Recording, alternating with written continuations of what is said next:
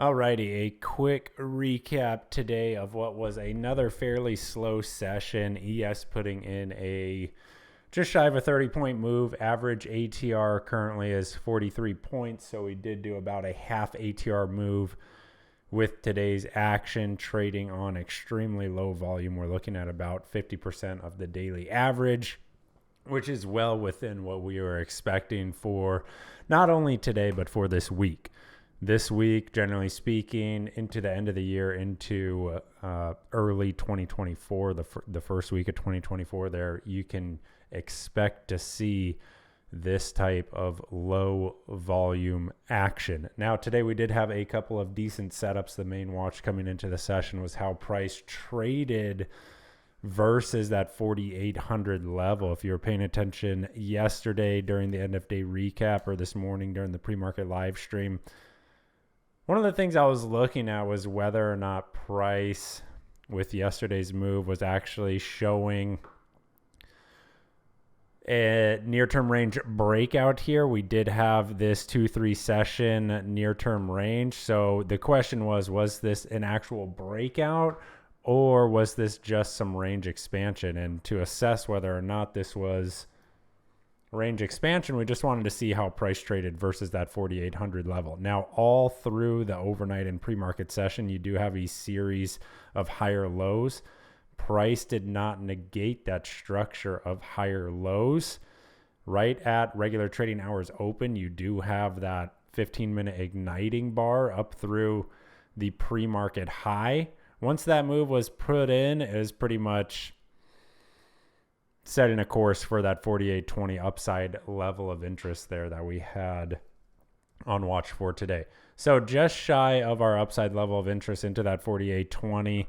The main watch now for tomorrow is whether or not, this move higher continues, whether or not buyers have continued appetite for risk above today's high into that 4860 level. Now, remember the 4860 level, we have to go way back into 2022's action, and we do have a daily and weekly time frame pivot right through 4860. So that'll be on watch for tomorrow, essentially just looking at how price trades versus today's range. We are looking at 9 consecutive sessions higher now, which is getting to be quite extreme. Generally speaking, I'm personally expecting at least a red bar after, on average, 5 to 6 consecutive green bars or 5 to 6 consecutive red bars. You can usually expect one in the opposite direction.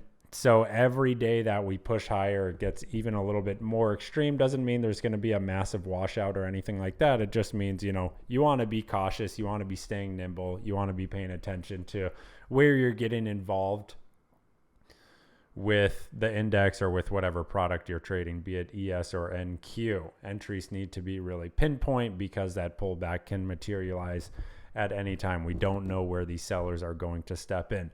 Now, if I were to guess, I would say we'll likely see some sellers up into that 4860 just because that is such a major level on both the daily and weekly time frame charts. Take a look at the weekly. So that was a significant lower high on the weekly chart. That's going to be a significant level when we get back into that area, that 4860 area, and start kind of testing that zone. Price does have memory, so we will likely see some sellers up there. So the question is, are we going to see continuation into 4860 this week? I have no idea. I have no crystal ball or anything like that. I just trade what price is showing me, and price continues to show that upward momentum. So we focus on longs until we have a real sell bar materializing.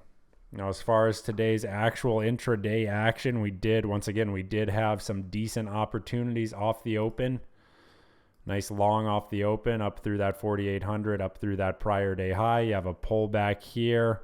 Nice long opportunity right through there. That was a 2-hour trader framework entry.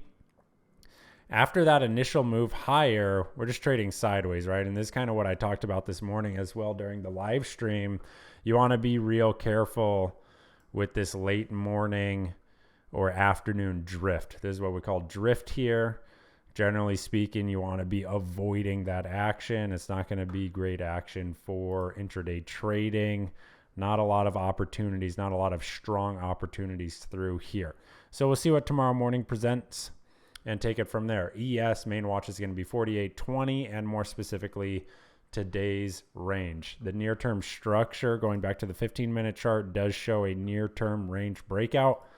We had FOMC day, a bit of a continuation with that expansion move, a bit of a pullback into the afternoon, and then essentially one session of some volatility compression, volatility contraction, and then yesterday, Monday session, you just get that fresh high. Today, pressing fresh 52-week highs. So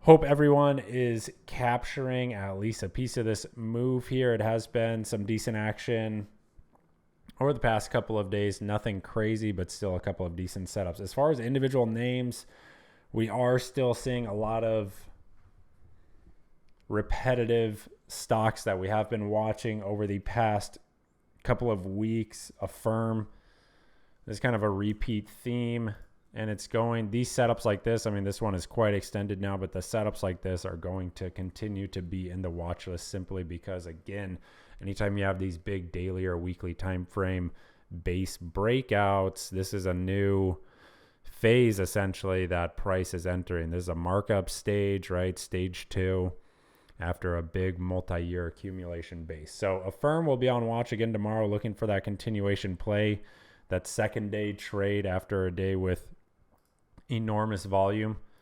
Today, let's see, it traded on 300% daily average volume. So second day watch on AFRM. We also have Carvana.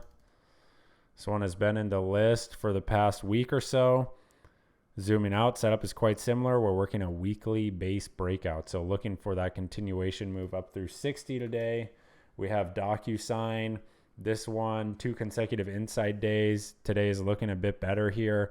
Looking for that move up through 63. And then we have ENPH. This one hit my scans. It is showing a bit of a change in character here. So we have a series of lower highs on the daily time frame chart. Now marking a low with the last earnings, essentially potentially a higher low, and now breaking the most recent lower high. That's a true change in character on big volume. And so looking for some potential continuation up through essentially 135 to test the 200 MA on ENPH. Let's get a look at QQQ and NQ, tech heavy NASDAQ. So yeah, breaking out of this near term range. Remember, I've said this a number of times, but anytime you have the index kind of trading within a 2 or 3 week sideways range, the move that comes from the break of that range is usually going to be substantial. And that's exactly what we see here in QQQ, and the same thing in ES. Let's go back to ES. We had about 3 weeks of sideways range. A lot of people were complaining about the range, the choppy action within the range. 3 weeks of just trading sideways there, and now look. So pretty normal stuff here. Index continues to trade incredibly technically if you know what to look for and you've got some decent technical ability. Beyond that, not much else to say with this. Tomorrow we'll be looking at 48.20. Hope everyone had a great day. See you tomorrow morning for the pre-market prep live stream. Take care.